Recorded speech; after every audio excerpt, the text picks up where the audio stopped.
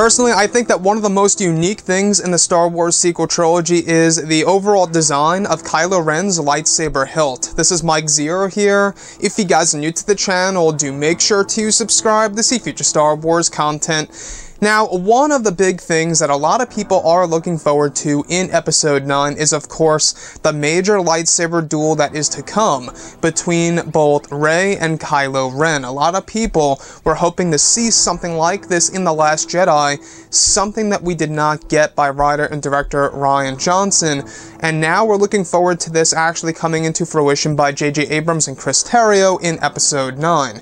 Now, these past couple of weeks or so, we've been learning a whole lot more about this film when it comes to some of the set designs, the set leaks, the concept art and storyboard descriptions, etc. And I wanted to specifically go over the character of Kylo Ren and his new lightsaber. Now, we have been hearing about this lightly before in the past, about Kylo Ren having a new lightsaber in Episode 9.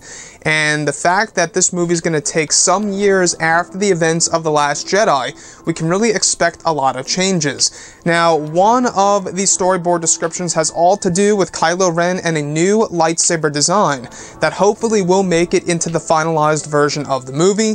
This may sound pretty crazy to some of you guys, but I honestly think it's pretty cool. Now, there's a description of Kylo Ren holding a cross-guard lightsaber hilt that appears to be similar in design to the one he owns from the past two films. However, this one is all silver, similar to the texture and look of Anakin's lightsaber. The vents are still there, however, while it's ignited, it appears to be stable, and the guards do not protrude, creating a single blade for Kylo Ren.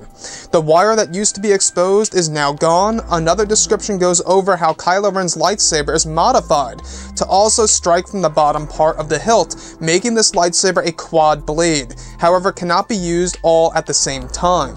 It's implied Kylo has more than one kyber crystal now in his lightsaber. So, a quad-bladed lightsaber. Have we ever heard of something like that in the Star Wars universe? I personally don't think so. I don't think that we've ever seen something like that in Legends and or EU material, but maybe I'm mistaken about that. Not quite sure. But here's what's really interesting. So, from what I gather, alright, all the quad blades cannot be used at once. Now, you guys may remember an original design for Kylo Ren in The Force Awakens that did not make it to the final version of the movie, where it was essentially a double-bladed lightsaber, one side red and one side blue, hence kind of giving us a piece of symbolism that he battles between the dark and the light. I would have loved to see that enter into The Force Awakens, but unfortunately that did not make it to the final cut of the movie, so I'm really crossing my fingers that this one does. Now, some of you guys may actually think that this sounds like a really weird lightsaber design, how it's your regular crossguard lightsaber, but also on the bottom, alright, it actually does have a little mini blade that protrudes in order to strike the enemy from behind at a surprise attack. So this to me sounds pretty unique. I know that J.J. Abrams is trying to do a lot of original things for this movie, as well as a lot of surprises. Could you imagine a scene where, let's say for example, both Kylo Ren and Rey are in a lightsaber duel, and out of nowhere, you don't expect this to happen, the bottom of Kylo's hilt actually ignites a mini blade striking Rey's shoulder, kind of similar to what Kylo Ren did to Finn. So this quad blade design, it's not all four blades ignited at once. He's able to use each one at a time. And the fact that it implies that there are two kyber crystals in this thing, could this very well tell us that maybe and just maybe he actually used a Darth Vader kyber crystal in his lightsaber. I don't know if you guys read up on some of the Aftermath books, but apparently in there, the Acolytes of the Beyond came across Darth Vader's lightsaber. I think it was in that book.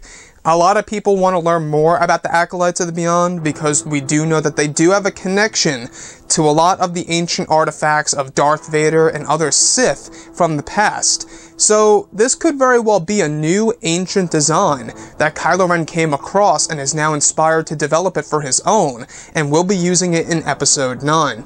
Now, we've also been hearing about other lightsaber designs for both Kylo Ren and Rey before in the past, and this one by far I think is really the most unique one for sure.